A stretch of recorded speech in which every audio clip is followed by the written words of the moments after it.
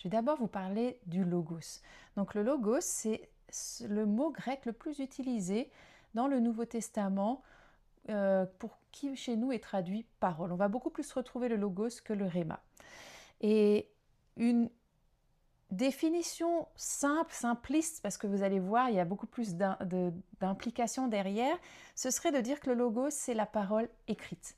On le retrouve quand on regarde dans les versets, on voit que c'est le logos qui est utilisé quand Jésus parle, quand il parle à la foule, quand il prêche. C'est ce mot logos qui est utilisé, donc les paroles de Jésus, c'est le logos. C'est aussi les écrits de l'Ancien Testament, les écrits des prophètes.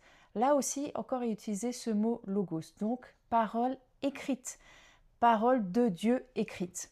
Puis on voit dans Luc 11, verset 28, ce verset qui dit « Heureux plutôt ceux qui écoutent la parole de Dieu et qui la gardent ». Ici, c'est encore le logos qui est utilisé et on commence à sentir les implications. Donc, la parole écrite, mais qu'il faut qu'on entende et qu'on a besoin de garder. Donc, il y a vraiment une implication à cette parole. Si on est juste à la lire et à rien en faire, il ne se passe pas grand-chose.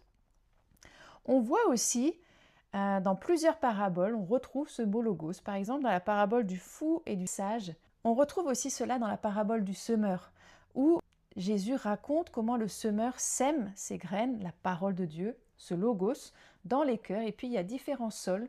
Et puis le sol où on se fait voler les graines, le sol où il y a des cailloux, le sol où il y a les ronces. Et puis enfin la bonne terre, où la parole est entendue et reçue dans un bon cœur, elle est chérie, elle est gardée. Donc c'est vraiment le but de ce logo, c'est de le connaître, c'est de connaître cette parole écrite et c'est de nous l'entendre et de se l'approprier, de le garder.